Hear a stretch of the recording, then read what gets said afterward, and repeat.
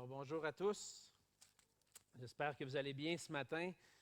L'hiver nous rattrape un peu plus vite qu'on pensait. Hein? C'est frais, là. Ça commence à être froid. Mais c'est fret. On n'est pas rendu encore dans les moins 20, moins 25 du mois de janvier, mais il faut s'habiller un petit peu plus. Hein? Et bon, ce matin, on va continuer notre survol dans l'Ancien Testament. Et puis, avant de continuer, on va prendre le psaume 95 ensemble. J'aimerais vous inviter à tourner avec moi dans le psaume 95 pour débuter ce temps ensemble. On va lire le psaume 95 à partir du verset 1. Venez, chantons avec allégresse à l'Éternel. Poussons des cris de joie vers le rocher de notre salut. Allons au-devant de lui avec des louanges. Faisons retentir des cantiques en son honneur. Car l'Éternel est un grand Dieu. Il est un grand roi au-dessus de tous les dieux. Il tient dans sa main les profondeurs de la terre, et les sommets des montagnes sont à lui. La mer est à lui, c'est lui qui l'a faite. La terre aussi, ses mains l'ont formée. Venez, prosternons-nous et humilions-nous, fléchissons le genou devant l'Éternel, notre Créateur, car il est notre Dieu, et nous sommes le peuple dont il est le berger, le troupeau que sa main conduit. Oh, si vous pouviez écouter aujourd'hui sa voix. N'endurcissez pas vos cœurs comme à Mériba, comme à la journée de Massa dans le désert, où vos pères me tentèrent, m'éprouvèrent, quoiqu'ils aient vu mes œuvres. Pendant 40 ans, j'eus cette race en dégoût, et je dis, c'est un peuple dont le cœur est égaré. Ils ne connaissent pas mes voies. Aussi, je jurai dans ma colère, ils n'entreront pas dans mon repos. Alors, ce psaume commence avec un appel à venir pour adorer, chanter à l'Éternel, pousser des cris de joie vers lui, fléchir le genou devant lui, reconnaître qu'il est Dieu et qu'il est notre Dieu. Et au verset 7, la raison principale pour laquelle on vient pour louer notre Dieu, pour venir devant lui, c'est parce qu'il est notre Dieu et nous sommes son peuple. C'est lui qui nous a choisis. Il nous a choisis pour qu'on puisse être son peuple. Nous sommes son troupeau, le troupeau que sa main conduit. C'est lui qui est le berger. Et pour cette raison-là, on veut venir à lui, on veut venir dans sa présence, le célébrer, l'adorer. On fait ça dimanche après dimanche, puis on veut ensemble, en Église, s'approcher de lui à travers l'enseignement de sa parole, mais aussi dans les louanges. Puis le psaume va terminer sur une note un peu plus, comment je pourrais dire, ça semble un peu négatif ou une note un peu plus triste, mais plutôt comme un rappel de qu'est-ce qui s'est passé avant dans l'histoire d'Israël. Et on l'a vu un peu, vous l'avez vu la semaine passée avec Basile dans les livres de Lévitique, Nombre et Deutéronome.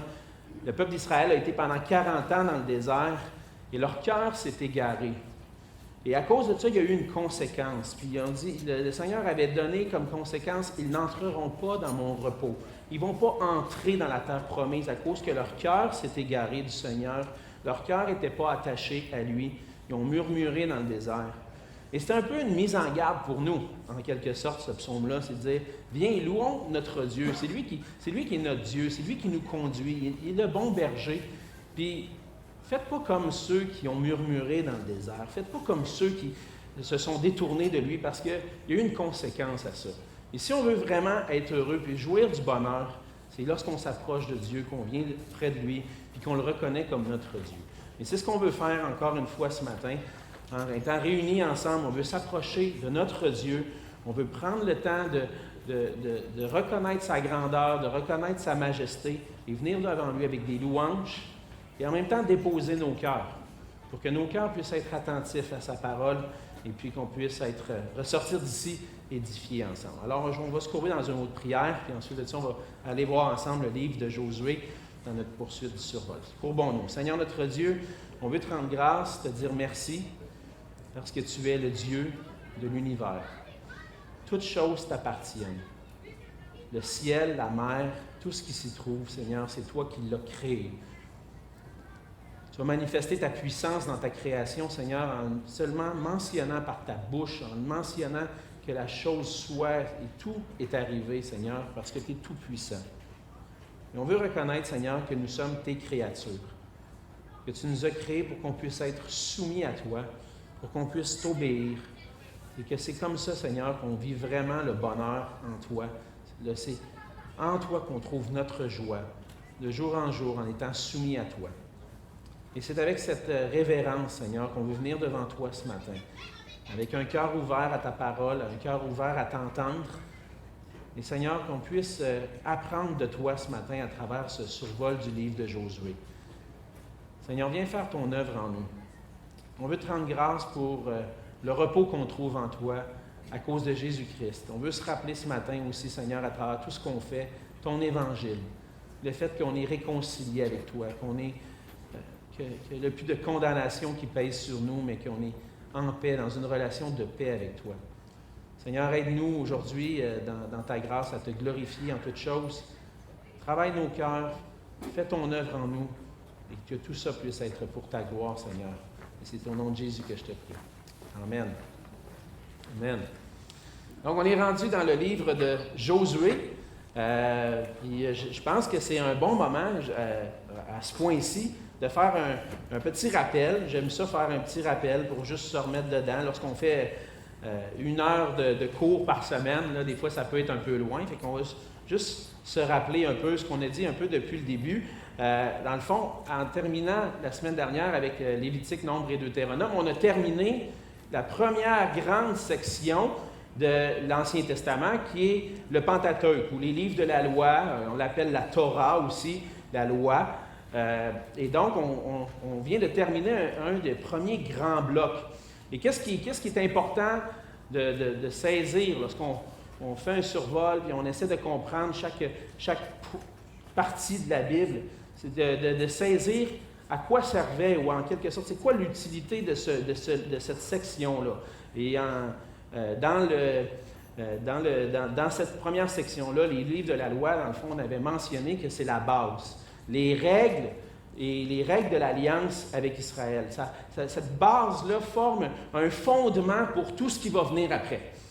Okay? Si je m'en vais après ça, puis on commence à partir des livres historiques, à partir de Josué, et là, je lis le reste de l'Ancien Testament, il y a beaucoup de choses que je ne peux pas toutes saisir parce que la base, c'est la loi. C'est là qu'il y a eu le commencement. Et donc, la loi vient poser un fondement, elle vient établir l'alliance. Ça, c'est important à saisir. Une alliance particulière avec Abraham et sa descendance, Isaac et Jacob. Puis, cette alliance-là est concrétisée avec Israël comme nation au mont Sinaï, avec une alliance qui est renouvelée au mont Sinaï, qui est donnée avec Moïse. Donc, ça, c'est en résumé le bloc des livres de la loi. Et puis après ça, chaque livre a son rôle à jouer, la Genèse. Si on va jouer, on va peut-être jouer un petit jeu à ma tête, peut-être juste vous questionner un petit peu si vous deviez résumer en une ligne ou un titre chacun des livres, qu'est-ce que vous répondriez? Par exemple, si on dit la Genèse, lorsqu'on parle de la Genèse, qu'est-ce qui vous vient à l'esprit? C'est quoi qu'est-ce qui se passe dans la Genèse qui inclut tout, là? Oui, Nathalie? Le commencement, Nathalie. Hein, comment? Le commencement de beaucoup de choses, OK? Nathalie dit le commencement de beaucoup de choses, c'est vrai. Est-ce qu'il y a d'autres idées qui vous viennent en tête? La promesse d'Abraham. La promesse à Abraham. OK, c'est excellent. Je pense que ça couvre bien. En une phrase, l'origine de l'humanité puis d'Israël comme famille de l'Alliance. On va dire comme ça. Je pense que l'Alliance, hein? L'Alliance, c'est important aussi. Et je pense que l'Alliance, ça revient dans pas mal tous les livres. Mais dans la Genèse, c'est l'origine de l'humanité, mais qui conduit aussi à l'origine de l'Alliance avec Abraham. L'Exode, maintenant. C'est quoi qui vous vient en tête avec Exode? C'est sûr que juste le titre devrait vous dire quelque chose, hein? En levant la main, juste pour voir. Quelqu'un est capable de me rappeler le livre d'Exode. Qu'est-ce qui vous rappelle? Libération de l'Égypte. Libération de l'Égypte, OK. Quoi d'autre? Comment? La Pâque, OK, oui. La célébration de la Pâque à la sortie d'Égypte. Y a-t-il d'autres éléments? La libération, c'est ça. Libération, délivrance de l'Égypte. La loi, c'est ça, la loi. OK? Ça, je pense que c'est le deuxième morceau que je cherchais. C'est la libération de l'Égypte et puis l'établissement de l'alliance avec Israël comme nation, avec la loi qui commence à être donnée, qui est donnée avec les 10 commandements, entre autres. Oui, Wismar. Le baptême d'Israël en les mers rouges. Oui, c'est ça, le baptême d'Israël à travers la mer Rouge. Excellent, oui. Donc, c'est comme l'initiation d'Israël comme nation, l'inauguration, si je peux dire, d'Israël comme nation officiellement à travers le baptême, la traversée de la mer Rouge et puis la loi qui est donnée. Maintenant, le Lévitique, on voit à travers le Lévitique qu'il y a eu des célébrations. Là, je vais aller vous aider parce que je sais qu'on les a survolées un peu plus rapidement.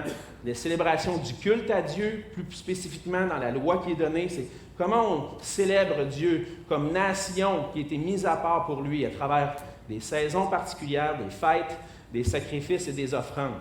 Le livre des Nombres, c'est la préparation pour l'entrée dans la terre promise. Il y a un dénombrement qui est fait. On essaie de voir où est-ce qu'on en est rendu, les familles, etc. Et puis on se prépare à entrer, à s'organiser pour entrer dans la terre promise, mais il arrive un événement fâcheux. Il y a 12 espions qui s'en vont explorer la terre de Canaan.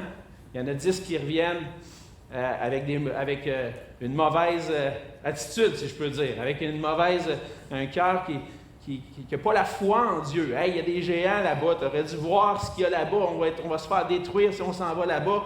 Et puis il y a Josué et Caleb, puis eux, un deux des espions qui arrivent avec une bonne attitude, mais ça a toute une influence sur le peuple qui se met à murmurer contre Dieu, et Dieu va punir le peuple avec une errance de 40 ans dans le désert, et comme on l'a vu dans le psaume 95 au début tout à l'heure, il a juré dans sa colère, ils n'entreront pas dans mon repos. Et donc, le peuple, cette génération-là est décédée, est morte dans le désert, et puis c'est la génération d'ensuite qui va avoir ce privilège-là. Dans le Deutéronome, c'est cette nouvelle génération-là qui est sur le bord d'entrer dans la terre promise, elle fait une rétrospection sur ce qui s'est passé, et puis une anticipation à ce qui s'en vient.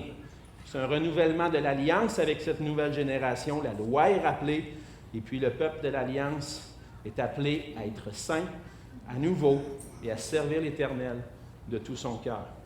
Et comme on le voit, on arrive à ce point-ci, Dieu a délivré Israël de l'Égypte, les a amenés à travers une errance de 40 ans dans le désert, mais là, se prépare à entrer dans cette terre promise. Et c'est la nouvelle génération qui est là, qui doit appliquer la loi de Dieu à son cœur. Il doit la transmettre à une prochaine génération, puis vivre en suivant, pas l'exemple de leur père, mais en s'attachant, en obéissant à l'alliance que Dieu a établie. Et on arrive à la section des livres historiques. Cette section-là se présente les événements de façon générale, généralement dans un ordre chronologique. Puis c'est formé par les livres de Josué jusqu'à Esther. Ça couvre une période d'environ 1000 ans, du 15e siècle au 5e siècle avant Jésus, et puis qui couvre en réalité la période de l'entrée dans la terre promise jusqu'à une restauration après la déportation à Babylone. Donc, il y a beaucoup de choses qui vont se passer. On va voir les rois qui sont venus, le roi Saül, David, Salomon, etc. Le royaume par la suite qui va être divisé, toutes sortes de choses. Mais là, on arrive à cette section-là. Et cette section-là, si on veut retenir quelque chose de cette section-là, c'est vraiment l'application de l'alliance au cœur du peuple de Dieu. Cette alliance qui a été établie entre Dieu et le peuple d'Israël, on va voir comment cette alliance-là est appliquée au peuple de Dieu et comment le peuple de Dieu va vivre à l'intérieur de cette alliance-là. Le livre de Josué, c'est le premier livre. Il raconte, premièrement, évidemment, la conquête de la terre promise. Dieu a promis une terre et un pays à Abraham, déjà dans Genèse 12. Je vais vous donner le pays que tu vois, je vais le donner à ta descendance. Et là, c'est la réalisation de cette promesse-là qui commence et qui va être racontée. Dieu a promis cette terre-là à Abraham, à sa descendance, puis sous la gouverne de l'Éternel, Josué va être le commandant de l'armée de Dieu pour conduire le peuple dans cette conquête de la terre promise.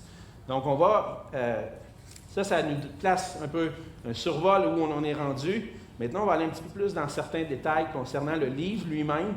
Le thème du livre de Josué, si on veut essayer de bien saisir, c'est Dieu qui accomplit sa promesse envers Israël, qui démontre sa puissance en établissant son peuple dans la terre promise, afin qu'il y trouve le repos dans une relation intime avec lui. Donc, des éléments importants.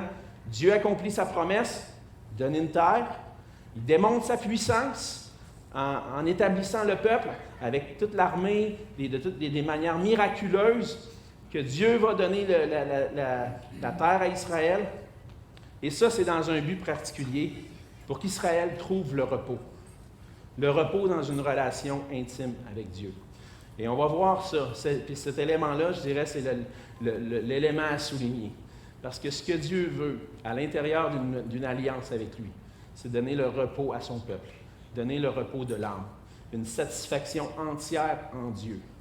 Et on va voir qu'Israël, évidemment, vont manquer dans le mandat que le Seigneur leur a donné, et dans l'obéissance, et ça va amener, plutôt que le repos, les inquiétudes et les tracas. Mais si on veut souligner un élément, c'est Dieu qui accomplit sa promesse de donner le repos à Israël. L'auteur de Josué n'est jamais mentionné, particulièrement dans le livre de Josué, mais c'est raisonnable de croire que Josué lui-même serait l'auteur de ce livre-là. Il y a certaines évidences à l'intérieur du livre qui semblent démontrer que Josué est l'auteur. Entre autres, dans Josué 24, 26, Josué, ça dit que Josué a écrit et inscrit ces événements-là, ce qui s'était passé, dans le livre de la loi. Et donc, le fait qu'on voit que Josué a écrit ces événements-là nous amène à croire que c'est lui, finalement, qui a écrit l'essentiel de tout le livre, et puis qu'il en est l'auteur. La rédaction a eu lieu fort probablement pendant sa vie, évidemment.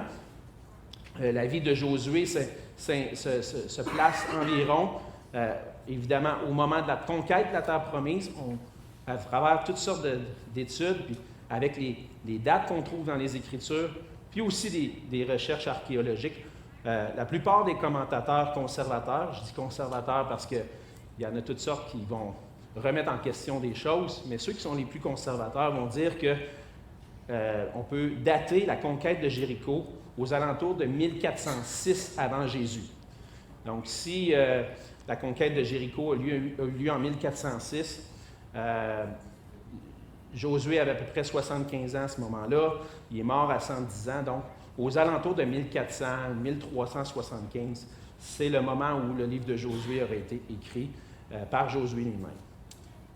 Ensuite de ça, si on veut comprendre le livre de Josué dans son ensemble, ou comprendre sa structure, j'ai mentionné dans les notes 4 parties, mais en réalité, c'est 2 grandes parties dans le livre de Josué. Les chapitres 1 à 12, ça se découpe facilement, les chapitres 1 à 12 et 13 à 24. Les chapitres 1 à 12 racontent la conquête, l'entrée dans la terre promise, entre autres dans les chapitres 1 à 4, et ensuite de ça, dans les chapitres 5 à 12, vraiment la conquête. À partir du chapitre 13 et jusqu'au chapitre 24, c'est la distribution, si je peux dire. L'attribution de la terre promise aux différentes tribus d'Israël.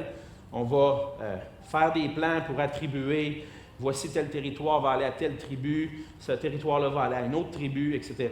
Et finalement, ça termine avec la possession de la terre promise, le discours de Josué à la nouvelle génération avant sa mort, et puis le discours de Josué qui encourage à marcher avec Dieu, et la description de la mort de Josué au chapitre 24, à la fin du chapitre 24. Donc ça, c'est les gros morceaux. Ce qu'on veut retenir maintenant, Dieu a donné la terre promise selon sa promesse, et puis chaque élément de la terre promise va être donné aux tribus d'Israël, et puis à travers ça, Dieu va se manifester à son peuple. Et ce qu'on veut apprendre de tout ça, c'est premièrement, qu'est-ce que Dieu a fait? Qu'est-ce que Dieu a fait pour son peuple? Et j'aimerais commencer ce bref survol à partir du chapitre 1. En lisant le chapitre 1, les versets 1 à 9, on va voir vraiment comme l'appel, si je peux dire, de Josué, ou plutôt les instructions que Dieu va donner à Josué, qui prend la tête un peu d'Israël à la place de Moïse qui est mort. Alors, Josué 1, verset 1, Ça dit, après la mort de Moïse, serviteur de l'Éternel, l'Éternel dit à Josué, fils de Nun, serviteur de Moïse, Moïse, mon serviteur, est mort. Maintenant, lève-toi, passe ce Jourdain, toi et tout ce peuple, pour entrer dans le pays que je donne aux enfants d'Israël. Tout lieu que foulera la plante de votre pied, je vous le donne, comme je l'ai dit à Moïse. Vous aurez pour territoire, depuis le désert et le Liban, jusqu'au grand fleuve, le fleuve d'Euphrate, tout le pays des Hétiens, et jusqu'à la grande mer vers le soleil couchant. Nul ne tiendra devant toi tant que tu vivras. Je serai avec toi, comme j'ai été avec Moïse. Je ne te délaisserai point, je ne t'abandonnerai point. Fortifie-toi et prends courage, car c'est toi qui mettras ce peuple en possession du pays que j'ai juré à leur père de leur donner. Fortifie-toi seulement et aie bon courage en agissant fidèlement selon toute la loi que Moïse, mon serviteur, t'a prescrite. Ne t'en détourne ni à droite, ni à gauche, afin de réussir dans tout ce que tu entreprendras. Que ce livre de la loi ne s'éloigne point de ta bouche. Médite-le jour et nuit pour agir fidèlement selon tout ce qui est écrit. Car c'est alors que tu auras du succès dans tes entreprises, c'est alors que tu réussiras. Ne t'ai-je pas donné cet ordre? Fortifie-toi et prends courage. Ne t'effraie point, ne t'épouvante point, car l'Éternel, ton Dieu, est avec toi dans tout ce que tu entreprendras. Alors, c'est le commencement du livre, et comme je le mentionnais, c'est un peu les instructions que Dieu donne au nouveau chef d'Israël, qui est Josué. Josué, soit dit en passant, ça vient de l'hébreu, ça veut dire sauveur. En fait, dans l'hébreu, lorsqu'on traduit en français Josué, c'est essentiellement le même nom que Jésus, qui est le sauveur. Donc, Jésus, si on le prend en hébreu, c'est Josué, Yeshua, et donc Yehoshua. Et dans le fond, Josué, c'est le sauveur. C'est le sauveur d'Israël qui va donner la terre promise au peuple. Mais ce qui est intéressant, c'est ce que Dieu va dire à Moïse. Puis, en lisant le passage, j'étais là, il me semble que si je donne des instructions, puis je veux donner une formation à un leader pour conduire un peuple de plus de 2 millions de personnes qui rentrent dans une terre promise, un chef d'armée, il me semble que je donnerais d'autres instructions, il me semble que je donnerais une autre formation que ce qui est mentionné là. Je donnerais des tactiques de guerre, peut-être, ou je donnerais des manières de diriger le peuple. Fais ci, fais ça, voici les techniques, comment faire. Mais ce que Dieu fait, ce n'est pas ça du tout. Dieu, il rappelle la chose la plus importante. La chose la plus importante, c'est que ton cœur soit soumis à moi. Puis si tu es soumis à moi, puis tu m'obéis, je vais être avec toi. Je vais t'accompagner. Puis tu n'auras pas besoin de toutes les techniques de guerre ou de quoi que ce soit. Ce que tu as besoin, c'est que je sois avec toi. Puis je vais être avec toi, puis je vais être avec le peuple, mais marche dans mes voies. C'est ce que Dieu va dire. Et Dieu va rappeler sa promesse au verset 3 à 5. Il dit, tout lieu que foulera la plante de votre pied, je vous le donne, comme je l'ai dit à Moïse. Dieu l'avait dit, Dieu avait promis. Dieu va accomplir sa promesse. Au verset 5, il dit, nul ne tiendra devant toi tant que tu vivras. Je serai avec toi, comme j'ai été avec Moïse. Excusez-moi, j'ai perdu. Je ne te délaisserai point, je ne t'abandonnerai point. Et qu'est-ce que Dieu est en train de dire lorsqu'il dit « Je serai avec toi ». Dieu rappelle son nom. Dieu rappelle son nom à Josué. On l'a vu dans Exode 3, quand Dieu s'est présenté à Moïse, il dit « Je suis celui qui suis, je suis ». Mais aussi, il a dit « Je serai avec toi ». Comme je l'avais mentionné, le nom de l'Éternel, Yahvé, c'est le verbe être au présent de l'indicatif, mais peut être traduit aussi dans le futur. Je suis ou je serai. Et donc, lorsque Dieu se présente à Josué, il dit encore une fois, je serai avec toi, comme il le dit à Moïse, puis qui a accompli les choses merveilleuses à travers ce que Moïse a vécu, la traversée de la mer Rouge, même certains miracles se sont passés dans le désert. Dieu était avec son peuple malgré la désobéissance. Et Dieu va rappeler à Josué, « Je serai avec toi ». Et ce qui est important de se rappeler, c'est que lorsqu'on appartient au Seigneur, Le Seigneur est avec nous. Peu importe ce qu'on entreprend, peu importe ce que le Seigneur place devant nous, ça peut être des projets ambitieux comme la conquête d'une terre promise ou des projets plus humbles, disons-le comme ça. Hein, on est au service du Seigneur, puis on est des instruments entre les mains du Seigneur, puis le Seigneur nous appelle d'une manière particulière, chacun selon nos dons, à le servir. Mais lorsqu'on veut le servir, lorsqu'on veut servir le Seigneur, on veut se rappeler qu'on ne le fait pas par nos propres forces. Oui, on va mettre nos énergies, mais on le fait en s'appuyant sur lui. On le fait en s'appuyant sur le fait qu'il nous a promis « Je serai avec toi ». Puis Jésus nous l'a rappelé aussi. Lorsqu'il est parti, il est monté au ciel. Il a dit « Je serai avec vous tous les jours jusqu'à la fin du monde ». Et la présence de Dieu dans nos vies, c'est ce qui fait en sorte qu'on peut marcher avec confiance. On peut se fortifier, prendre courage en lui, pas s'inquiéter, mais toujours s'appuyer sur lui et s'assurer qu'on s'attache à sa parole, qu'on s'attache à ses lois, qu'on attache nos cœurs à lui, qu'on puisse expérimenter une relation intime avec lui et en s'appuyant sur lui, Dieu nous conduit. Puis ça ne va pas toujours être facile.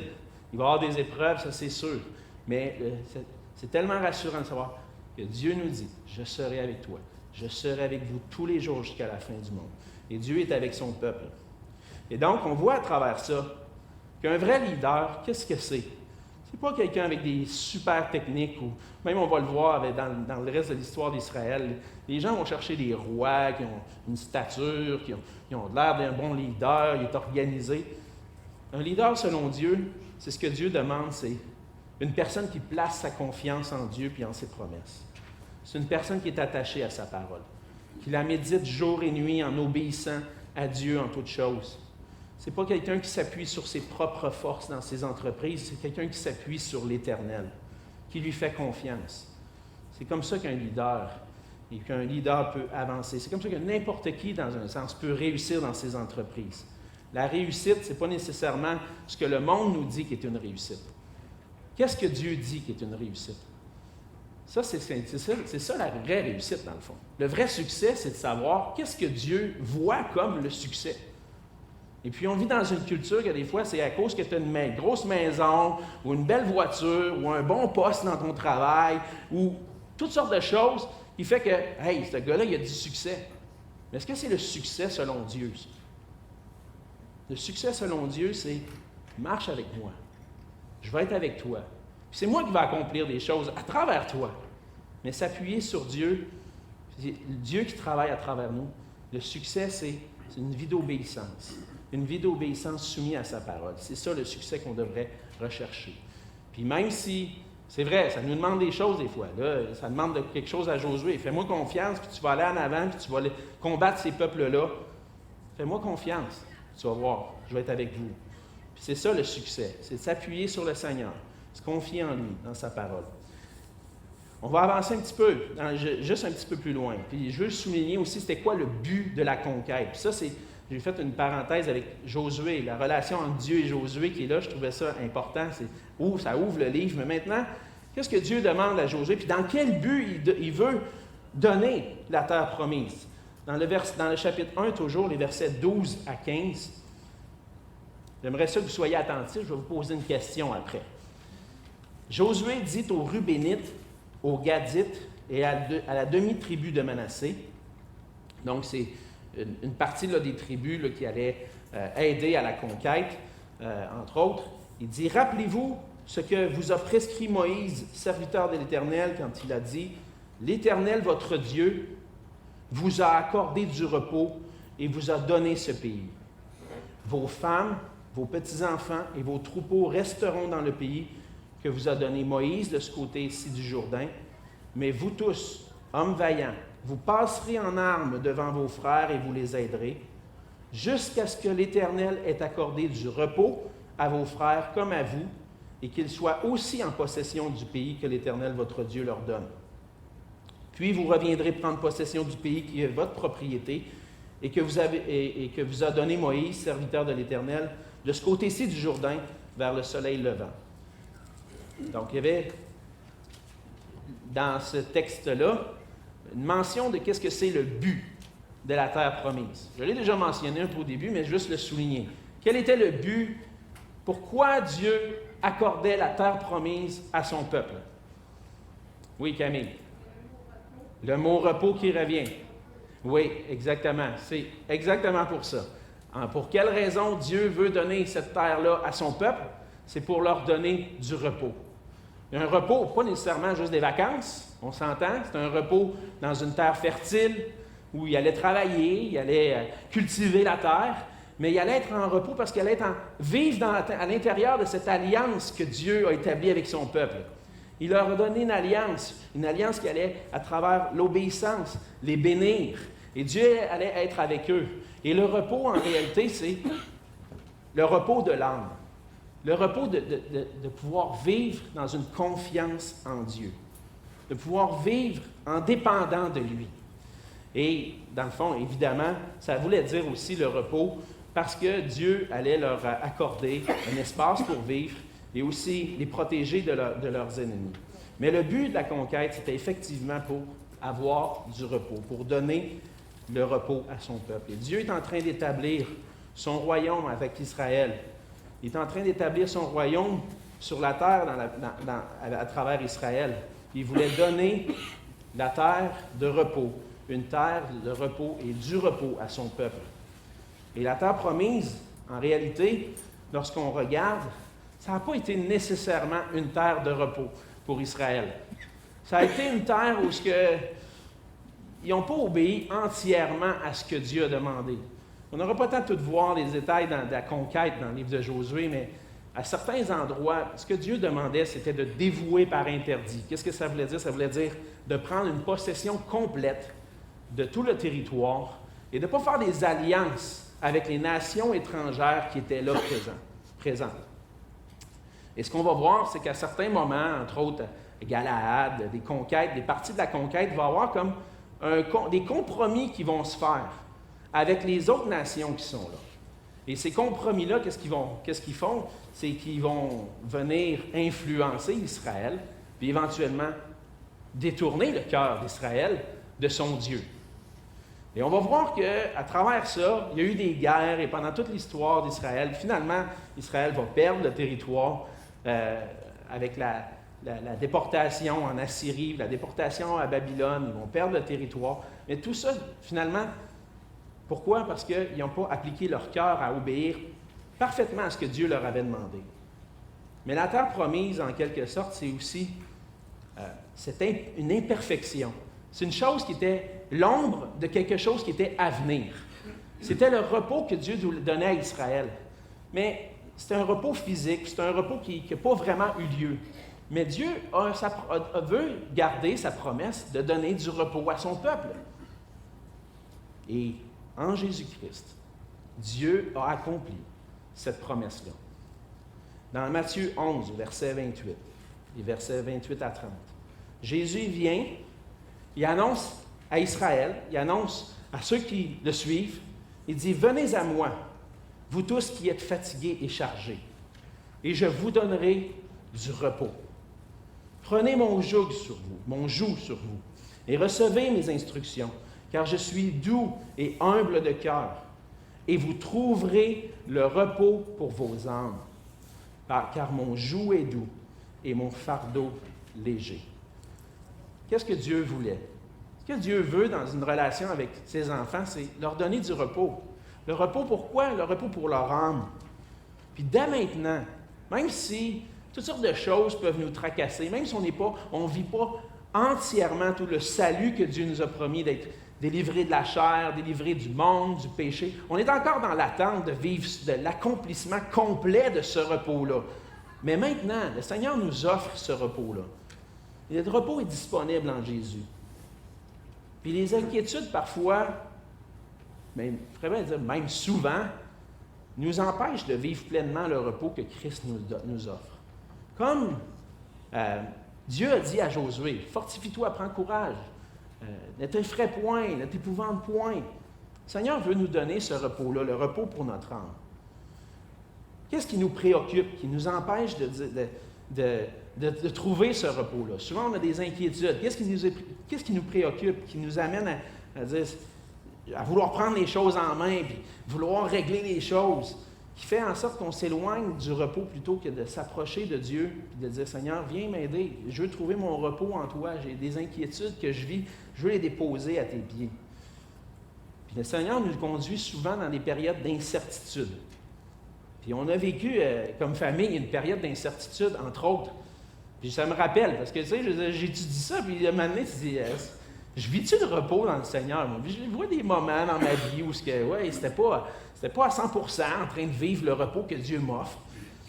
Quand c'était le moment de déménager aux États-Unis pour les études, c'était quand même un beau défi. C'était pas une grande épreuve, mais c'était quand même un défi.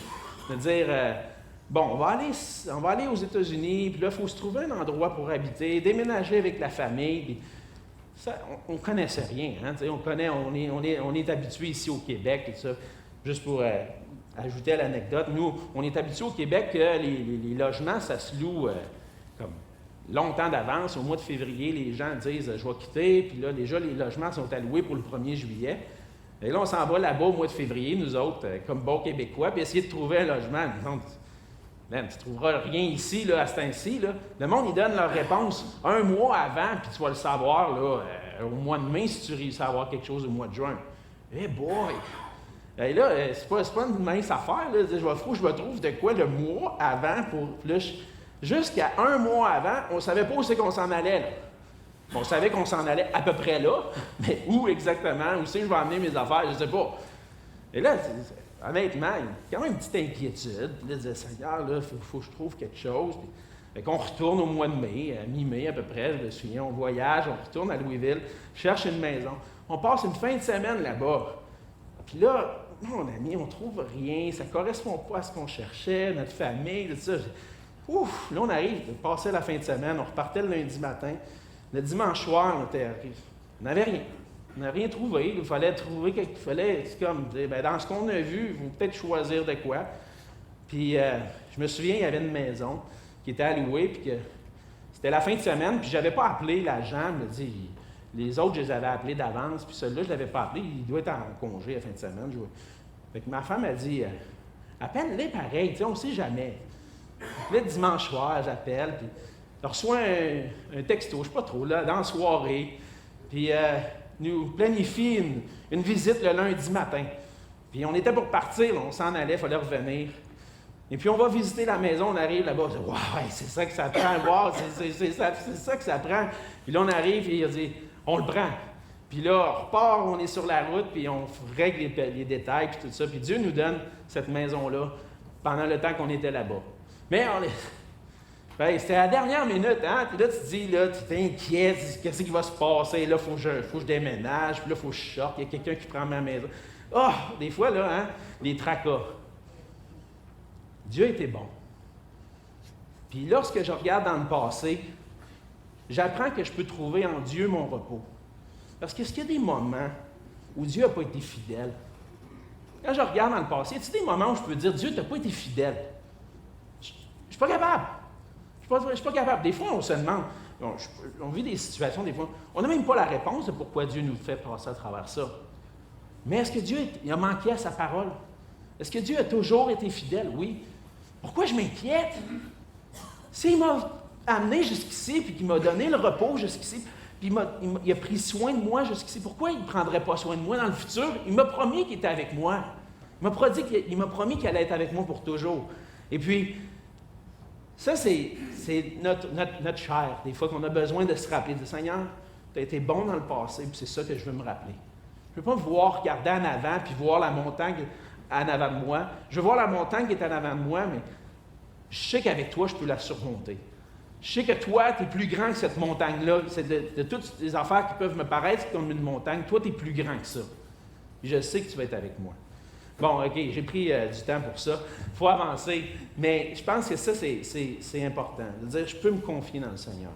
Philippiens 4, 6 et 7, je pense que le Seigneur nous rappelle encore. Ne vous inquiétez de rien, mais en toute chose, faites connaître vos besoins à Dieu par des prières et des supplications, avec des actions de grâce. Et la paix de Dieu qui surpasse toute intelligence gardera vos cœurs et vos pensées en Jésus-Christ. C'est facile, on le connaît par cœur, mais le vivre maintenant. Seigneur, aide-nous à vivre ça. que je puisse me confier en toi. Et ce qui est intéressant aussi, c'est qu'à travers Jésus-Christ, on trouve le repos en Dieu. Mais ce repos-là va être éternel. On n'aura pas le temps d'aller lire, mais je vous inviterai peut-être à le noter, d'aller lire Apocalypse 21, les versets 1 à 5. Et Dieu nous donne pas seulement un repos ici pour notre âme, mais il nous réserve un repos éternel, où ce qu'on va être entièrement délivré de tout ce qui peut nous empêcher de trouver vraiment notre repos dans le Seigneur. Et puis un jour, on va être avec lui, on va le contempler dans son royaume, face à face. Il va nous délivrer de toute souffrance, de toute larme. Et le Seigneur veut nous donner ce repos-là. Et puis ça me fait penser aux chants que j'aime beaucoup. Tu sais, des fois, il y a des vieux chants. Moi, j'ai appris les vieux chants parce que j'étais tout jeune dans l'Église. Mais le chant « Quel repos céleste ». S'il y a un chant que j'apprécie, c'est ça. Ce chant-là, quel repos céleste que je peux trouver dans le Seigneur Jésus. Puis le dernier couplet, il dit, quel repos Seigneur, quel repos céleste, quand enfin Seigneur, auprès de toi j'aurai ma place. Après les travaux, les combats, la douleur, à jamais je pourrai voir ta face. Quel repos, quel repos, quel repos, quel céleste repos. Ça, c'est ce que le Seigneur nous promet. Dieu a accompli sa promesse de donner du repos à Israël. Il va nous donner notre repos aussi en lui lorsqu'on va entrer dans sa présence. Avez-vous hâte à ce moment-là? Il faut regarder à ce moment-là avec espérance. Des fois, c'est difficile, mais en regardant là, Seigneur, j'ai hâte d'être avec toi. J'ai hâte de te voir. J'ai hâte de contempler ta face, de trouver le repos avec toi. Puis là, en attendant, Seigneur, aide-moi à continuer et à ne pas lâcher. Mais j'ai-tu hâte d'être avec lui, puis on a hâte d'être dans sa présence. Parce que c'est là qu'on va vivre pleinement le repos en lui. Le Seigneur continue, Josué continue dans l'entreprise de la conquête de la terre promise. Il arrive à cette conquête avec la prise de Jéricho dans le chapitre 1, dans le chapitre 6, avec les versets 1 à 5, je vais lire. Jéricho était fermé et barricadé devant Israël, devant les enfants d'Israël. Personne ne sortait et personne n'entrait. L'Éternel dit à Josué, « Vois, je livre entre tes mains Jéricho et son roi, ses vaillants soldats. Faites le tour de la ville, vous tous les hommes de guerre. Faites une fois le tour de la ville. Tu feras ainsi pendant 6 jours. 7 sacrificateurs porteront devant l'arche 7 trompettes retentissantes. Le 7e jour, vous ferez 7 fois le tour de la ville, et les sacrificateurs sonneront des trompettes. Quand ils sonneront de la corne retentissante, quand vous entendrez le son de la trompette, tout le peuple poussera de grands cris. Alors la muraille de la ville s'écroulera, et le peuple montera chacun devant soi. » Lorsqu'on regarde ce récit-là, c'est l'instruction que le Seigneur donne à Josué. Encore une fois, je dis, mais qu'est-ce que c'est ça? Il me semble que c'est pas les techniques de guerre normales, cette affaire-là. Là. Aller faire le tour de la ville, on va faire le tour de la ville 7 fois pendant 6 jours, puis le 7e jour, on va le faire 7 fois, on va faire sonner la trompette. Qu'est-ce qui allait donner la victoire à Israël? Dans le passage, on voit que c'est parce que parce que Dieu allait les livrer entre leurs mains. Ce que Dieu voulait leur montrer, c'est de dire, vous n'avez pas besoin des chars et de toute la force, vous avez juste besoin que je sois avec vous parce que moi, je suis assez puissant pour vous donner ce pays-là, puis vous donner cette ville-là. Et c'est comme c'était pas normal. Moi, j'ai jamais vu une armée aller faire le tour d'une ville puis réussir à gagner en sonnant de la trompette. Non, parce que c'est pas les techniques humaines. Avec Dieu, c'est des techniques divines. Et Josué, devant ça, fait confiance à Dieu. OK, ça marche, tu me dis de faire ça, je vais le faire. Verset 6. Josué, fils de Nun, appela les sacrificateurs et leur dit, portez l'arche de l'Alliance, et que 7 sacrificateurs portent 7 trompettes retentissantes devant l'arche. Et il dit au peuple, marchez, faites le tour de la ville, et que les hommes armés passent devant l'arche de l'Éternel. Josué obéit au Seigneur, même si ça n'avait pas d'allure, humainement parlant, de faire le tour de la ville. Mais Dieu était avec lui. Et Dieu a accompli cet exploit-là. Les murs ont tombé. Le peuple d'Israël a pris Jéricho. a pris possession de la terre promise. La même chose est arrivée avec Haï au chapitre 8. Des manières inhabituelles de faire la guerre, Dieu leur a donné parce que Dieu combattait avec eux. Et ce qu'on voit à la fin de la section, au chapitre 11, c'est que Dieu accomplit cette promesse envers Israël à travers toutes les conquêtes, la conquête de la terre promise. On lit au chapitre 11, verset 23. « Josué s'empara donc de tout le pays, selon tout ce que l'Éternel avait dit à Moïse, et Josué le donna en héritage à Israël, à chacun sa portion, d'après leur tribu. Puis, qu'est-ce que ça dit?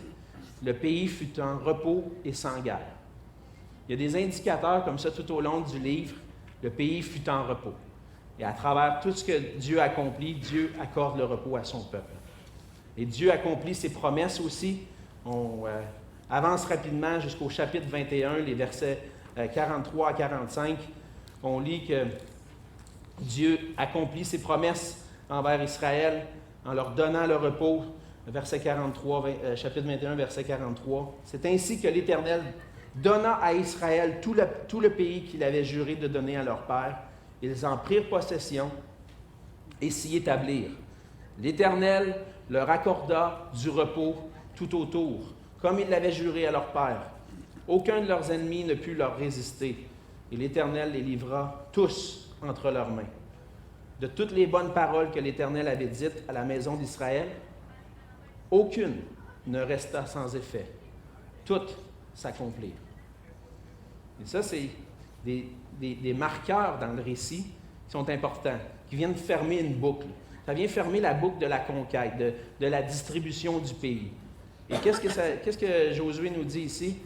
De toutes les bonnes paroles que l'Éternel avait dites à la maison d'Israël, aucune ne resta sans effet, toutes s'accomplirent.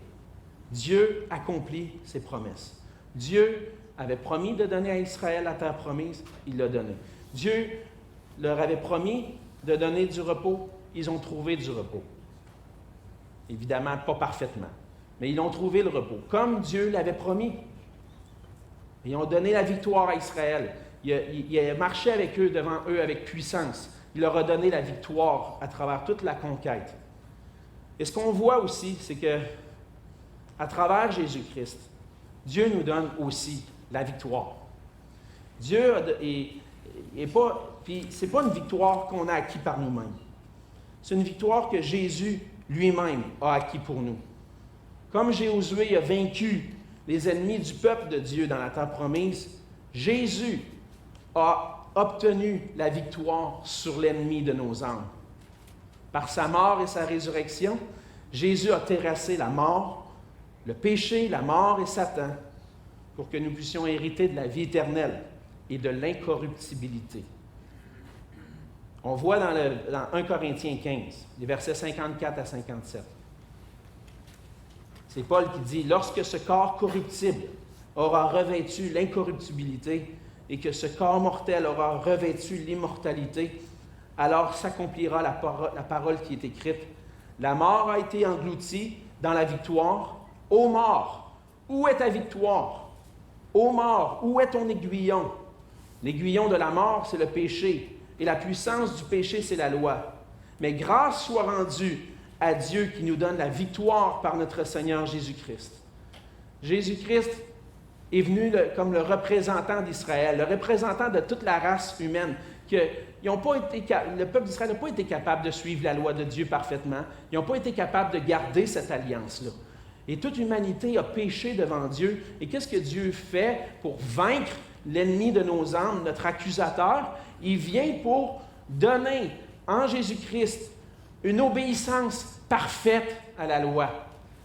Où est l'aiguillon? L'aiguillon, c'est le péché. Et puis la puissance du péché, c'est la loi. Et si on a quelqu'un qui accomplit la loi parfaitement pour nous, comment est-ce qu'on peut être accusé si on a un représentant qui nous dit « Venez à moi, venez, vous allez avoir le pardon. J'ai obéi à la loi parfaitement à votre place. Puis en vous, il n'y a plus d'accusateur. En moi, il n'y a plus d'accusateur. Vous allez trouver en vous, à travers moi, la victoire. Jésus-Christ a eu la victoire sur l'ennemi de nos âmes. Il a détruit la mort en accomplissant parfaitement ce que la loi demandait. Puis maintenant, on a la promesse d'un repos qui ne sera pas corruptible, mais incorruptible. Un repos parfait, éternel, en Jésus-Christ. Parce que lui nous a mérité une nouvelle alliance, en qui et en lui, par la foi maintenant, on a le pardon de nos péchés. On est réconcilié avec lui. À la fin de Josué, le chapitre 24, c'est un chapitre quand même important, puis qu'on peut apprendre beaucoup de choses dans ce chapitre-là. Les versets 14 à 28, on n'aura pas le temps de tous les lire, de lire le passage. Mais c'est un passage où Josué arrive à la fin de sa vie, et souvent on va voir ça, à la fin de la vie d'un grand homme, il va donner ses recommandations à ceux qui vont le suivre. Moïse a fait la même chose, Josué le fait. David va le faire avec Salomon. On voit ça dans les Écritures. Et il y a comme un bâton qui se transmet à la prochaine génération. Est-ce que le Seigneur rappelle à travers ça? Le Seigneur rappelle les exploits qu'il a accomplis pour Israël dans la conquête. Et Josué appelle maintenant le peuple à prendre un engagement envers Dieu. Il va dire, choisissez aujourd'hui qui vous voulez servir. Les dieux étrangers ou l'Éternel? Et le peuple dit, il veut choisir, le peuple dit, on veut servir l'Éternel. Et Josué aussi a dit, moi, choisissez qui vous voulez servir, mais moi et ma maison, nous servirons l'Éternel. Et c'est souvent les points, des moments marquants des fois que Dieu place dans nos vies. Un moment où on a vécu des épreuves, où on arrive à une étape de vie. Je me souviens, quand j'ai quitté la maison de chez mes parents pour venir étudier à Montréal, puis étudier en ingénierie, ça a été un moment marquant dans ma vie. Une nouvelle étape. Et souvent, le Seigneur nous amène dans des étapes comme ça dans nos vies. Puis des moments où on doit reconsacrer nos cœurs au Seigneur. Puis dire, non Seigneur, j'ai marché avec toi, je marche avec toi, puis c'est comme des moments de questionnement. Le Seigneur nous place à un moment, qu'est-ce que tu veux faire aujourd'hui? Aujourd'hui, qu'est-ce que tu décides?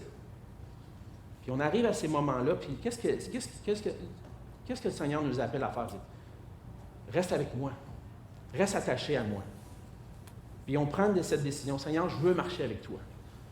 Et probablement, vous avez des souvenirs dans vos vies, vous avez des moments marquants, non, moi et ma maison, on va servir l'Éternel. Quand je suis parti de la maison pour venir ici, on m'a conseillé, mes parents m'ont conseillé, ils m'ont donné des instructions, on dit, trouve-toi une église. C'est important que tu te trouves une église. Si tu ne t'attaches pas à une église, je ne sais pas ce qui va arriver avec toi plus tard. Parce que quand tu te tiens avec les frères et sœurs, c'est là que tu grandis, c'est là que tu vas grandir. Dieu a béni. Je peux le dire, je suis encore avec vous, jusqu'à temps que le Seigneur le permettra. Mais pendant 20 ans, j'ai joint une église, et le Seigneur m'a gardé proche de lui à travers l'église. Et puis, le Seigneur nous amène à des endroits où on prend des décisions. Et peut-être que tu es à un endroit aujourd'hui, tu dois prendre une décision de dire, qu'est-ce que je fais maintenant? Mais coûte que coûte, quoi qu'il en coûte, moi, je veux servir l'Éternel. Je ne sais pas où ce qui va m'amener. Je ne sais pas où ça s'en va, cette affaire-là. Je ne sais pas ce qui me réserve dans 2 semaines, dans 1 mois, je ne sais pas où ça s'en va. Mais moi, je vais servir l'Éternel. Puis Dieu prend soin de nous lorsqu'on prend cette décision. Et si vous êtes à ce moment-là, dans votre vie, vous avez besoin de reconsacrer vos cœurs, prenez cette décision. Moi, ma maison, ma famille, on va servir l'Éternel. Et Dieu va bénir ça. Ça ne veut pas dire des bénédictions de richesse, mais une bénédiction spirituelle qui accompagne ça. Le Seigneur accomplit toutes ses promesses envers son peuple. Il a accompli ses promesses envers Israël. Il continue de les accomplir envers nous. Si on veut goûter les promesses et les bénédictions de Dieu, on doit avoir un cœur engagé à le servir. Comme Josué s'est engagé à servir l'Éternel, maintenant, par Jésus-Christ, nous aussi, on a le privilège d'être des enfants de Dieu et d'être appelés à être une nation sainte. On veut goûter les bénédictions de l'Éternel. On veut marcher avec lui. On va prier ensemble. Seigneur notre Dieu, merci pour ta grâce, merci pour ton amour, merci pour ce livre, Seigneur, qu'on a vu rapidement encore une fois ce matin, mais qui nous rappelle, Seigneur, que dans l'intérieur d'une alliance avec toi, ce que tu veux nous donner, c'est le repos pour nos âmes. Et Seigneur, tu connais chacun qui est ici ce matin, tu connais la vie de chacun d'entre nous, tu connais nos cœurs, Seigneur, tu connais des inquiétudes qu'on peut vivre par rapport à des situations, par rapport à des choses qui s'en viennent pour nous. Et Seigneur, ma prière, c'est que tu puisses aujourd'hui nous aider à garder les yeux fixés sur toi, à nous fortifier en toi, en ta parole, à garder courage, à garder nos cœurs attachés à toi, à garder nos cœurs attachés à ta parole pour qu'on puisse goûter pleinement les bénédictions qui accompagnent celui qui marche avec toi. Et Seigneur, aide-nous par ta grâce, de jour en jour, par ton esprit, à s'approcher de toi pour être fortifiés dans les promesses de ta parole, parce qu'on sait, Seigneur, que tu les accomplis toutes parfaitement. Seigneur, on sait qu'un jour, tu vas revenir nous prendre pour qu'on soit éternellement avec toi. Puis on a hâte à ce jour-là, à goûter le repos complet. Mais en attendant, Seigneur, fais de nous des hommes et des femmes fidèles à toi, attachés à toi, qui proclament ton évangile autour de nous pour que d'autres puissent entrer dans ce repos éternel que tu promets de donner à tes enfants. Seigneur, bénis notre temps ensemble dans la célébration et la prédication de ta parole. Seigneur, merci du fait qu'on peut être ensemble en toute liberté et bénis ce temps qu'on va avoir ensemble, qui continue. Et c'est en Jésus que je te prie. Amen.